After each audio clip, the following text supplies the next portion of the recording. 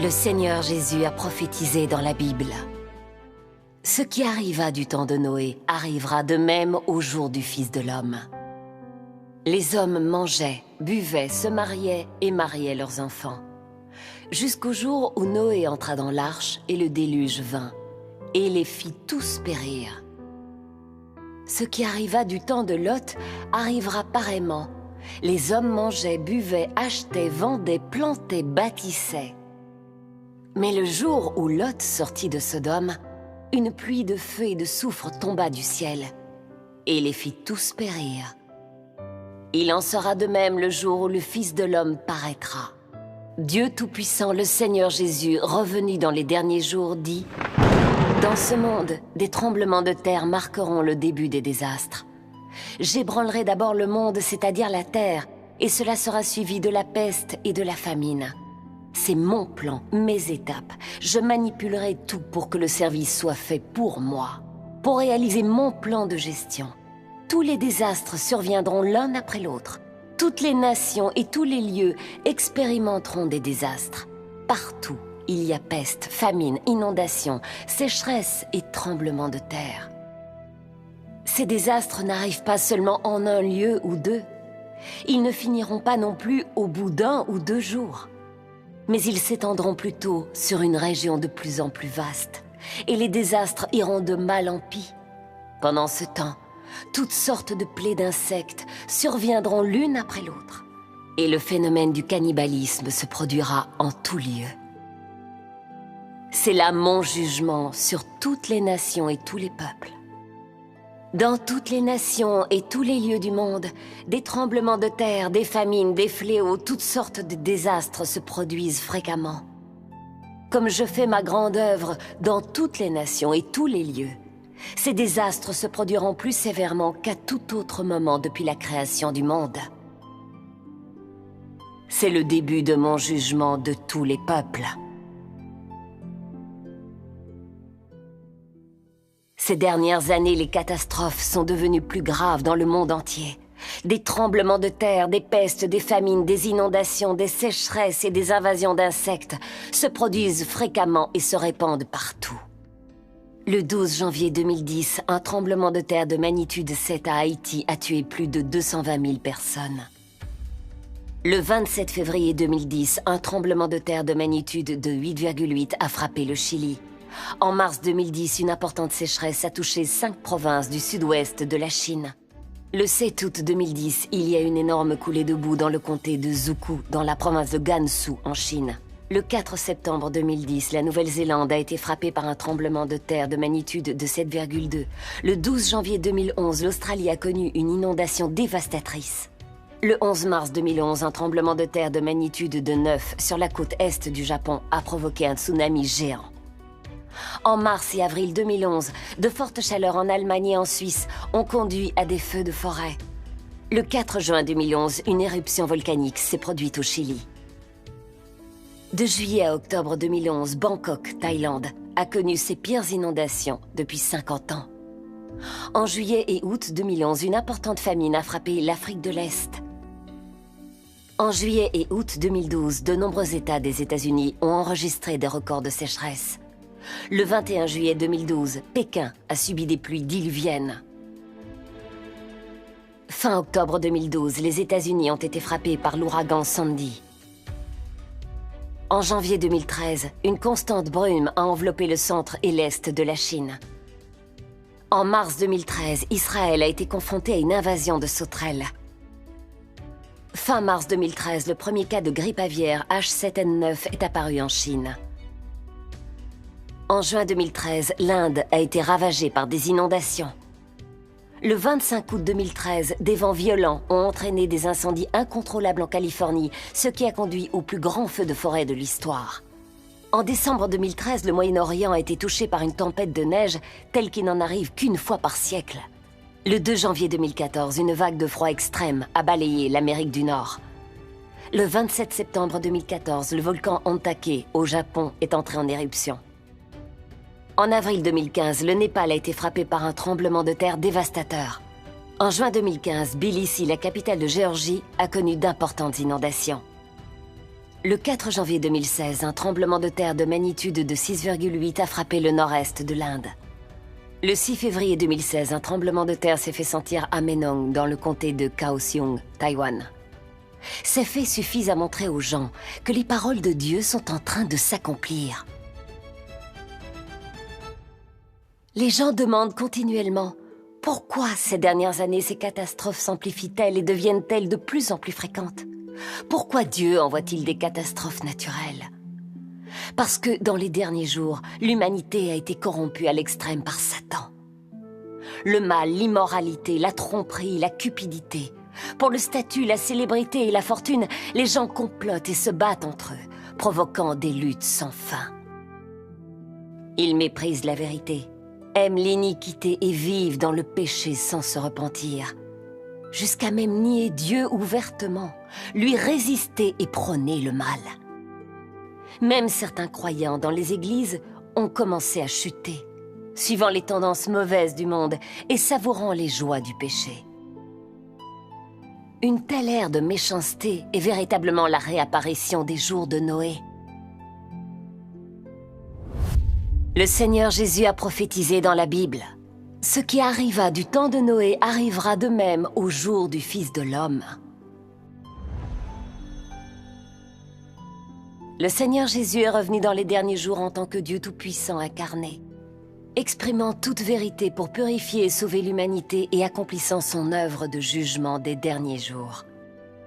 Cependant, il est confronté à la résistance et la condamnation acharnée du gouvernement athée et du monde religieux. Il n'y a personne qui cherche la vérité et la lumière, ni personne qui cherche activement la manifestation et l'œuvre de Dieu.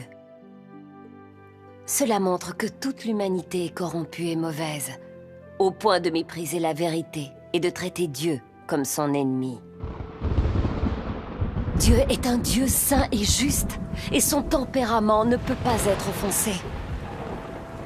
Quand une humanité si profondément corrompue ne se confesse ni ne se repent envers Dieu, comment pourrait-elle ne pas être détruite par les grandes catastrophes que Dieu est sur le point d'envoyer?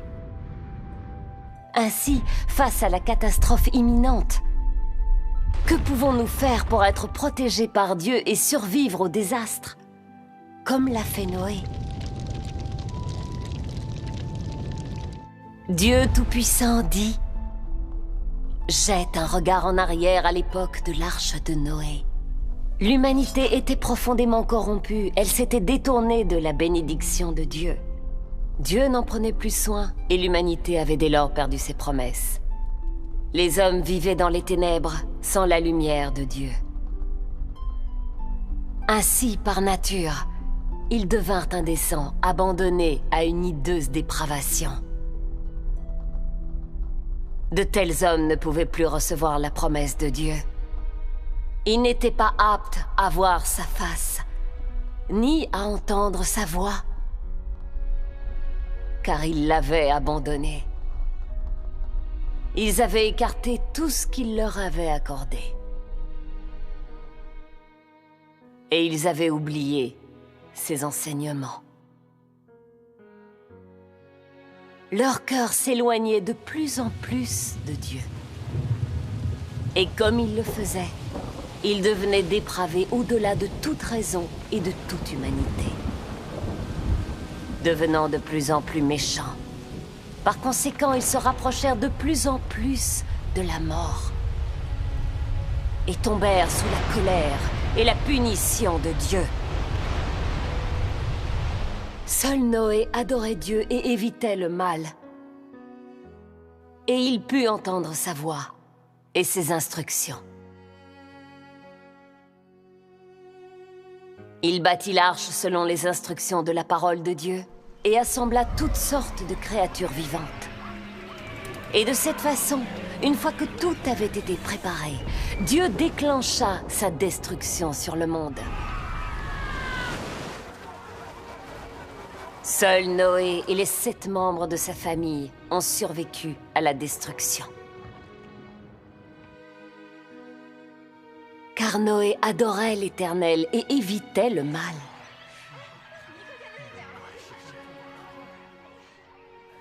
Je dois te dire qu'au temps de Noé, les hommes mangeaient et buvaient, se mariaient et donnaient en mariage à un tel point qu'il devint insupportable à Dieu d'en être témoin. Il fit donc tomber un grand déluge pour détruire l'humanité. Il n'épargna que 8 membres de la famille de Noé, ainsi que toutes sortes d'oiseaux et d'animaux. Dans les derniers jours cependant, Dieu gardera tous ceux qui lui auront été fidèles jusqu'à la fin. Bien qu'il fût insupportable à Dieu de voir ces 2 moments de grande corruption, et que l'humanité dans les 2 ères fut tellement corrompue qu'elle niait que Dieu est le Seigneur, tous les hommes du temps de Noé furent détruits par Dieu. L'humanité dans les 2 ères a grandement affligé Dieu. Mais Dieu est resté patient avec les hommes dans les derniers jours jusqu'à présent. Pourquoi ? Avez-vous réfléchi à cela? Si vous ne le savez vraiment pas, alors laissez-moi vous le dire. La raison pour laquelle Dieu peut traiter les hommes gracieusement dans les derniers jours n'est pas qu'ils soient moins corrompus que les hommes dans le temps de Noé, ou qu'ils se soient repentis devant Dieu. Encore moins est-ce parce que Dieu ne peut pas supporter de détruire les hommes dans les derniers jours où la technologie a progressé. C'est plutôt que Dieu a une œuvre à accomplir avec un groupe d'hommes dans les derniers jours. Et cela se fera par Dieu, incarné lui-même. En plus de ce groupe, Dieu choisira un nombre d'hommes comme objet de son salut, comme le fruit de son plan de gestion, et amènera ces hommes dans l'ère suivante. Si l'humanité ou un pays veut avoir un bon sort, alors l'homme doit se prosterner devant Dieu en adoration, se repentir et se confesser devant lui. Sinon, le destin et la destinée de l'homme finiront inévitablement par une catastrophe. Les paroles de Dieu Tout-Puissant nous disent clairement que seuls ceux qui écoutent attentivement les paroles de Dieu et acceptent son salut peuvent survivre aux catastrophes par la protection de Dieu et entrer dans son royaume. À l'opposé, tous ceux qui ne cherchent pas la vérité, refusent d'écouter la voix de Dieu et rejettent son salut, seront détruits dans les grandes catastrophes. Les histoires vraies suivantes se sont déroulées en Chine continentale. Lors du tremblement de terre de Wenchuan le 12 mai 2008, une commune a complètement disparu. C'était la commune de Qimping à Mianzhou, dans la province du Sichuan. Comme le gouvernement du PCC a caché cette nouvelle, très peu de gens le savent. Qimping était situé au nord-ouest de Hanwang à Mianzhou, au cœur des montagnes. Avant le tremblement de terre, c'était un paradis avec de l'air pur, des eaux claires, un ciel bleu, et riche en kiwis et ginkgo. Dieu lui donna un cadre magnifique et une abondante production pour nourrir les habitants. Mais ceux-ci n'adoraient pas Dieu. Ils ne recherchaient que l'argent et s'adonnaient au plaisir du péché. Comme Qimping bénéficiait de belles montagnes, d'eau claire et d'un cadre pittoresque, et qu'elle était une réserve naturelle d'oxygène sans qu'il y ait besoin de climatisation en été, c'était un lieu idéal pour le temps libre et la convalescence. Les habitants ont donc commencé à proposer des loisirs en espace agricole et à promouvoir fortement le tourisme. C'est devenu un lieu de divertissement populaire pour les représentants du gouvernement de tout rang. Beaucoup de représentants voulaient travailler à Qimping. Et de nombreux dirigeants à l'échelon provincial sont devenus des visiteurs réguliers. L'arrivée de ces représentants du gouvernement a favorisé le développement d'hôtels de karaoké, de clubs de remise en forme, de salons de massage des pieds et de salons de coiffure. Ainsi, bien que Qimping soit situé au cœur des montagnes, c'était également un lieu de débauche, de néon et de vie nocturne éblouissante. Les responsables du PCC ont fait de ce bel endroit créé par Dieu un Sodome moderne.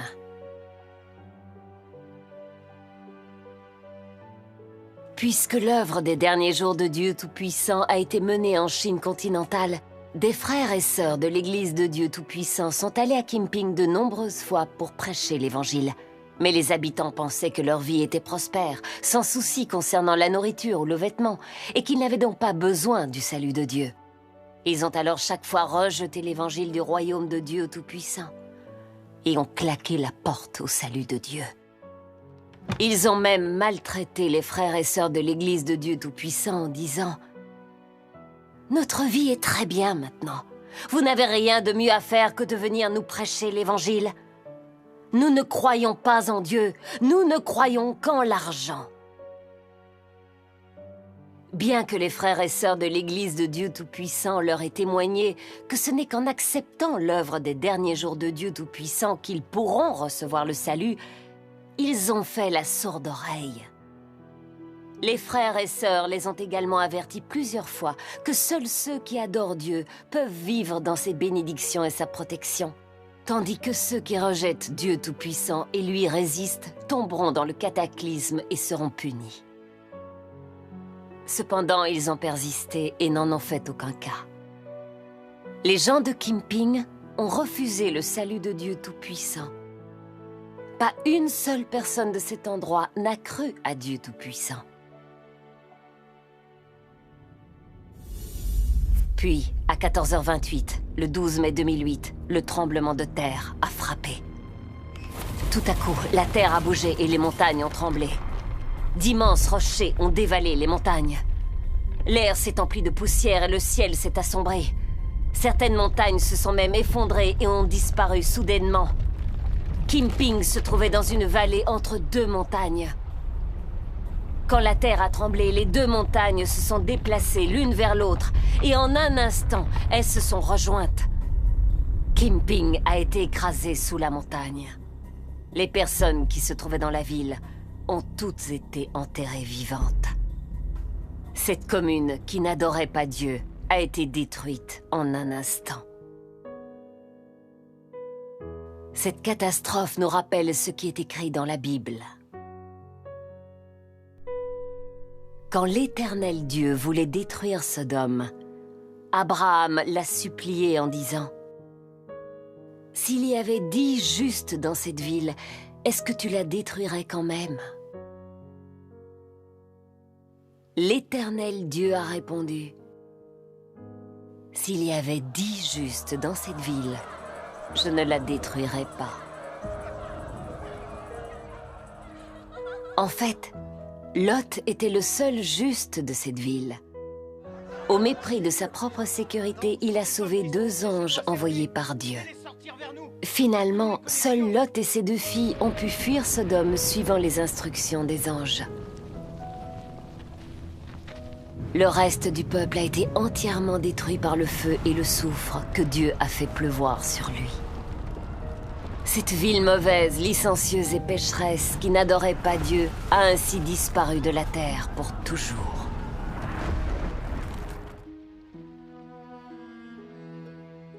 On peut dire que la commune de Kimping était la Sodome moderne. Mais sa destruction n'a pas conduit les gens à l'introspection. Ils n'ont pas cherché la raison de la furie de Dieu et ont continué de combattre Dieu avec un état d'esprit mauvais, consistant à penser « l'homme va conquérir la nature », refusant de faire demi-tour et espérant vainement créer un beau foyer de leurs propres mains. Après le tremblement de terre, le gouvernement a demandé à l'Institut provincial de conception et de planification, ainsi qu'à des ingénieurs et des techniciens de haut niveau spécialisés en infrastructure, de participer à l'évaluation, la sélection et la conception du site. Le gouvernement n'a pas hésité à mettre beaucoup de moyens financiers pour reconstruire la commune de Kimping. Peu après, une nouvelle commune de Kimping a été fondée au cœur des montagnes. Le bureau municipal, l'hôpital, l'école et les résidences disposaient tous d'équipements ultra modernes.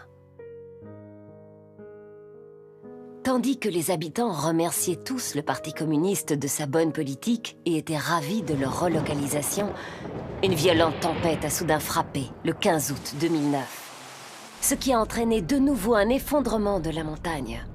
La coulée de boue a dévalé la montagne comme une bête sauvage en direction de la nouvelle commune de Kimping. Une fois encore, en un instant, la commune nouvellement bâtie a été ensevelie par la coulée de boue.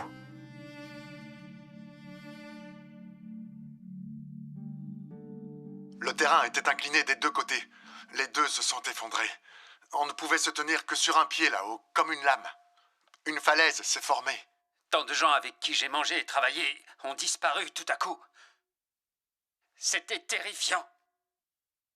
Avec ce tremblement de terre, le crématorium, trop de gens ont été tués. Même si le crématorium avait fonctionné 24 heures sur 24, cela n'aurait pas suffi à incinérer tous les corps. En raison de leur désir pour les plaisirs du péché, les habitants de la commune de Kimping ont refusé le salut de Dieu Tout-Puissant dans les derniers jours et ont été détruits 2 fois dans des catastrophes. C'est la calamité qu'ils se sont attirés. En rejetant le Christ des derniers jours, Dieu Tout-Puissant. Comme Dieu Tout-Puissant le dit, si le peuple d'un pays ou d'une nation est incapable de recevoir le salut et la protection de Dieu, alors un tel pays ou nation suivra le chemin vers la ruine, vers les ténèbres, et sera anéanti par lui. Je veux que chaque homme voie que tout ce que j'ai fait est juste, et est une expression de mon tempérament. Ce n'est pas l'action de l'homme, encore moins la nature, qui a créé l'humanité. Au contraire, c'est moi qui nourris tout être vivant dans la création. Sans mon existence, l'humanité ne peut que périr et souffrir de l'invasion des catastrophes. Aucun être humain ne verra plus jamais ni le beau soleil et la belle lune, ni le monde verdoyant. L'humanité ne sera confrontée qu'à la nuit glaciale et à l'inexorable vallée de l'ombre de la mort. Je suis le seul salut de l'humanité. Je suis le seul espoir de l'humanité.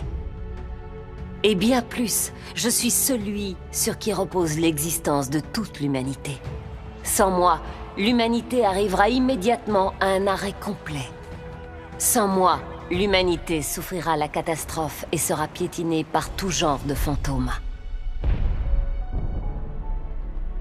Bien que personne ne tienne compte de moi. Dieu est le seul salut de l'humanité. Si nous abandonnons le salut de Dieu dans les derniers jours, quels que soient nos biens, notre statut ou notre pouvoir, ceux-ci ne pourront pas nous sauver des souffrances de la catastrophe. Dieu Tout-Puissant dit « C'est moi qui provoque la catastrophe, et elle est bien sûr orchestrée par moi. Si vous ne pouvez pas sembler être bon sous mes yeux, alors vous n'éviterez pas de souffrir la catastrophe. Ma miséricorde est pour ceux qui m'aiment et qui renoncent à eux-mêmes. Et la punition infligée aux méchants est justement la preuve de mon tempérament juste. Et beaucoup plus, le témoignage de ma colère. Quand sonnera l'heure de la catastrophe, la famine et la peste frapperont tous ceux qui s'opposent à moi, et ils seront en pleurs. Tous ceux qui ont commis tout genre de malice, mais qui m'ont suivi pendant de nombreuses années, n'échapperont pas à l'accusation. Ils vivront eux aussi dans un état constant de panique et de peur, en plein dans la catastrophe qui a rarement été vue à travers les siècles. Et ceux parmi mes disciples qui n'auront été fidèles qu'à moi se réjouiront et applaudiront ma puissance. Ils expérimenteront une satisfaction ineffable et vivront dans une joie que jamais je n'ai accordée à l'humanité. Car j'attache du prix aux bonnes œuvres des hommes et déteste leurs mauvaises œuvres.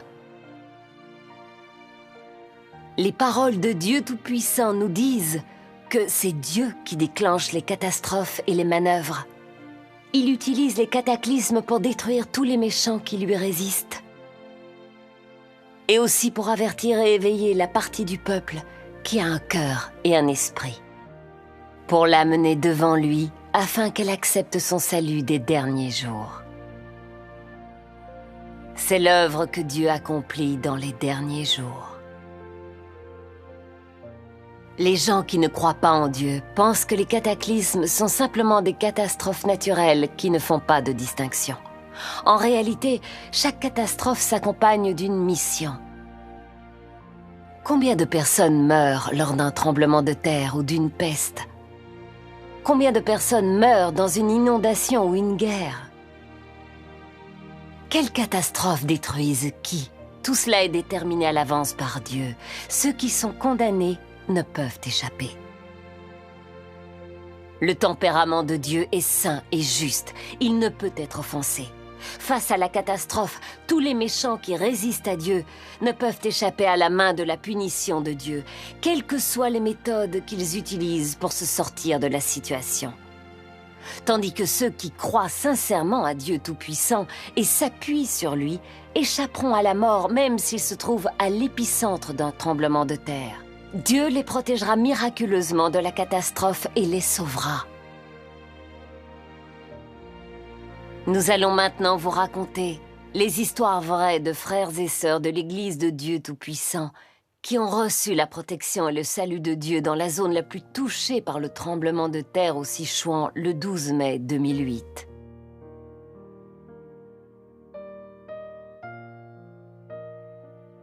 Mon mari et moi n'avions accepté l'œuvre des derniers jours de Dieu Tout-Puissant que depuis 2 mois. Comme je suis paralysée, je suis souvent immobile. Et je passe la plupart de mon temps alité. À l'époque, nous vivions au 4e étage. Lors du tremblement de terre, l'immeuble a bougé violemment. Le lit a été secoué et j'ai été éjectée. Dès que j'ai atterri sur le sol, le toit s'est effondré et s'est écrasé sur le lit. Un autre morceau du toit qui est tombé a été bloqué par une chaise. Ce qui a créé un endroit en sécurité exactement là où j'étais allongée. Je n'ai pas du tout été blessée. Une pensée m'est alors venue à l'esprit. Rampe tout droit et vois si je peux trouver une issue. J'ai donc rampé, j'ai poussé une brique avec la main et j'ai vu de la lumière. J'ai alors appelé à l'aide, loin d'imaginer que mon fils aîné m'entendrait. Il a donc commencé à creuser et j'ai été libérée 3 heures plus tard. Au moment où le tremblement de terre s'est produit, mon mari était dans les toilettes, je l'appelais à l'aide. Mais il a été 2 fois bloqué par la porte des toilettes. C'est alors que le toit s'est effondré et qu'un panier en bambou est tombé. Mon mari a été protégé en s'asseyant à l'intérieur du panier en bambou. Il a été coincé dans les décombres pendant 30 heures. Au moment où il paniquait et ne savait pas vraiment quoi faire, il a prié Dieu et il a remis sa vie dans la main de Dieu. Dieu lui a donné de la foi et il a pu garder son calme et attendre patiemment. Mon fils appelait alors les militaires pour qu'ils viennent aider mon mari. Ils avaient peur des risques et ont refusé d'aider. Mais comme mon fils continuait de les supplier, ils ont finalement accepté d'aider mon mari. Rendons grâce à Dieu. Mon fils aîné travaillait à l'usine de turbines Dongfang. Ce jour-là, il avait permuté sa journée de travail avec un collègue. Alors, il n'était pas allé travailler. Plus tard, il a appris que beaucoup de ses collègues étaient morts. Grâce au changement de journée, mon fils a évité la catastrophe. Mon petit-fils avait 7 ans à l'époque et allait à l'école primaire de Dongki. Après le tremblement de terre, il a réussi à dégager et il n'a pas été blessé du tout. Rendons grâce à Dieu. Nous sommes reconnaissants envers Dieu Tout-Puissant. Rendons grâce à Dieu. Du fait de notre croyance à Dieu Tout-Puissant, mon mari et moi, les 3 générations de notre famille ont été préservées par Dieu. Louange à Dieu. L'amour de Dieu Tout-Puissant est vraiment immense. Je peux en parler pendant des heures. Oui, rendons grâce à Dieu.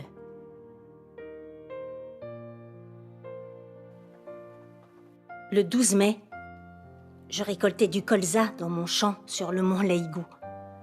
Et soudainement, j'ai senti la terre trembler et le monde tourner devant moi. Au début, j'ai cru que j'avais attrapé une insolation.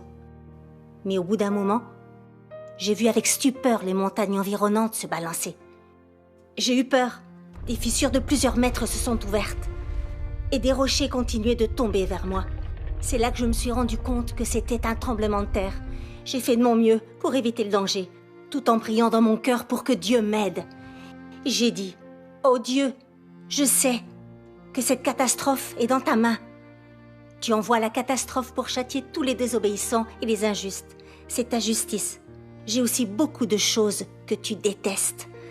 Quelle que soit la manière dont tu me châties, je suis disposée à obéir, même si je suis engloutie dans la terre comme les 250 dirigeants qui se sont opposés à Moïse.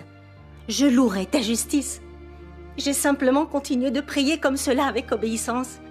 Peu à peu, j'ai senti que je n'étais plus si effrayée et que mon cœur s'était enfin apaisé. À ce moment-là, il s'est produit quelque chose d'inattendu. J'ai été témoin de l'acte merveilleux de Dieu. Comme le tremblement était extrême, la montagne sur laquelle je me trouvais s'est ouverte en deux jusqu'en bas, comme si elle avait été coupée par un couteau. La moitié de la montagne, à côté de moi, s'est affaissée en ligne droite. Mais l'autre moitié sur laquelle je me tenais ne s'est pas effondrée. Et je me suis rendu compte que je n'ai pas eu une seule égratignure. Lors du tremblement de terre, ma famille a vu de loin la montagne sur laquelle je travaillais s'écrouler. Tout le monde a pensé que j'étais morte. Ils n'ont jamais imaginé que je pouvais revenir saine et sauve. Toute ma famille a été très émue. Les non-croyants qui m'ont vue ont dit « Tu as eu beaucoup de chance. » Mais je sais que ce n'était pas de la chance. C'est Dieu qui a pris soin de moi et m'a protégée. J'ai aussi parlé de mon expérience à beaucoup de frères et sœurs de mon entourage. Lorsqu'ils l'ont entendu, ils ont tous dit « Dieu Tout-Puissant est omnipotent et merveilleux. Rendons grâce à Dieu. » Je me souviens que le 12 mai, j'étais dans un bus, en direction de Zhangzhou. On était une douzaine de passagers. À 14h28, le bus était arrivé au pied d'une montagne. Il a soudain commencé à remuer violemment et on a alors entendu des bruits assourdissants d'impact. J'ai compris que c'était un séisme. Des rochers se détachaient constamment de la montagne, bloquant le devant comme l'arrière du bus et détruisant son toit. À ce moment-là, c'était le chaos dans le bus. Tout le monde essayait de s'échapper. En courant, ils criaient aux cieux. Certains appelaient Bouddha, d'autres Guanyin. Quand j'ai entendu cela, j'ai commencé à m'inquiéter. Parce que je savais que c'étaient tous des faux dieux et des esprits malins. Ce n'est pas en appelant ces choses qu'ils allaient être sauvés. Alors j'ai crié. « Vous avez tous tort! Vous devez invoquer Dieu Tout-Puissant !» Mais à ce moment-là, personne ne m'a écouté. Parce qu'ils ne pensaient qu'à s'échapper. Au bout d'un moment, tous les passagers du bus s'étaient enfuis, me laissant seul derrière eux. Alors j'ai continué d'implorer « Dieu Tout-Puissant, sauve-moi !» Quand le tremblement de terre s'est arrêté, je suis sorti du bus.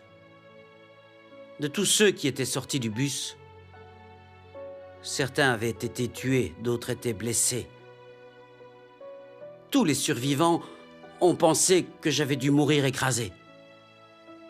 Quand ils m'ont vu vivant et sans aucune égratignure, ils ont tous dit que c'était pratiquement un miracle. Ils ont tous demandé comment j'avais survécu. Alors je leur ai dit que je croyais à Dieu Tout-Puissant et que dans le bus, je venais de l'implorer de me protéger. Dieu avait entendu ma prière et m'avait sauvé. Après m'avoir écouté, ils ont tous cru à Dieu Tout-Puissant. Quelques jours plus tard, je me suis retrouvé dans une réplique au pied d'une montagne pendant que je marchais avec une douzaine de personnes environ. Les rochers de la montagne n'arrêtaient pas de tomber. Comme la route était très longue, les autres personnes avaient toutes peur de continuer d'avancer. Nous étions vraiment confrontés à un dilemme. Au moment où tout le monde paniquait et ne savait pas quoi faire, je leur ai crié de toutes mes forces. « Écoutez mes instructions! N'appelez pas Bouddha ou Guanyin! Tout le monde doit invoquer Dieu Tout-Puissant. » Alors toutes ces personnes m'ont suivi pour implorer Dieu Tout-Puissant. Finalement, nous avons tous pu continuer sur cette route dangereuse, en sécurité. Dieu soit loué.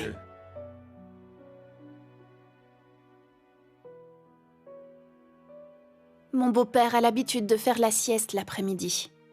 Mais vers midi, le 12 mai, il a dit qu'il n'arrivait tout simplement pas à s'endormir. Il s'est alors levé pour continuer à travailler. Je l'ai accompagné pour arracher des mauvaises herbes. Et dès que nous sommes arrivés, la terre s'est mise à trembler. Notre maison s'est complètement effondrée. Mais comme nous n'étions pas à l'intérieur à ce moment-là, nous n'avons pas du tout été blessés. C'était vraiment la protection merveilleuse de Dieu. Rendons grâce à Dieu. Ma fille n'avait que 10 ans à cette époque-là. Elle était à l'école le jour du tremblement de terre. Tous les bâtiments de son école se sont effondrés un après l'autre. La plupart de ses camarades de classe sont morts écrasés. Seuls 4 ont survécu. Parmi eux, seule ma fille s'en est sortie complètement indemne. Les 3 autres ont tous été grièvement blessés. Je suis reconnaissante envers Dieu Tout-Puissant. Sans la protection de Dieu Tout-Puissant, il aurait été vraiment impossible que nous arrivions à survivre à un tel cataclysme. Rendons grâce à Dieu. Dans ces cas réels, nous pouvons voir que, même pour les gens qui sont si profondément corrompus qu'ils devraient être détruits, s'ils peuvent se confesser et se repentir devant Dieu, ils laissent leur mauvaise conduite derrière eux et vont à Dieu pour accepter son salut. Dieu leur montrera de la miséricorde et les protégera dans la catastrophe. Quant à ceux qui vivent dans le mal et le péché et qui ne se repentent pas, mais abandonnent le salut de Dieu dans les derniers jours, ils tomberont dans la catastrophe comme les habitants de la commune de Kimping et subiront la punition juste de Dieu. Comme Dieu Tout-Puissant le dit, Dieu a utilisé son attitude pour dire aux gens ce qui suit. Ce n'est pas que Dieu ne tolère pas les gens ou qu'il ne veuille pas leur montrer de miséricorde, c'est qu'il est rare qu'ils se repentent vraiment devant Dieu. Et il est rare que les gens se détournent vraiment de leur mauvaise voie et abandonnent la violence entre leurs mains. En d'autres termes, quand Dieu est en colère contre l'homme, il espère que l'homme soit vraiment capable de se repentir. Et il espère voir la vraie repentance de l'homme. Auquel cas, il continuera à accorder sa miséricorde et sa tolérance à l'homme. C'est dire que la mauvaise conduite de l'homme entraîne la colère de Dieu, tandis que la miséricorde et la tolérance de Dieu sont accordées à ceux qui écoutent Dieu et se repentent vraiment devant lui. À ceux qui peuvent se détourner de leur mauvaise voie et abandonner la violence entre leurs mains. L'attitude de Dieu a été clairement révélée dans son traitement des Ninivites. La miséricorde et la tolérance de Dieu ne sont pas du tout difficiles à obtenir. Il exige la vraie repentance. Tant que les gens se détourneront de leur mauvaise voie et abandonneront la violence entre leurs mains, Dieu changera son cœur et changera son attitude à leur égard.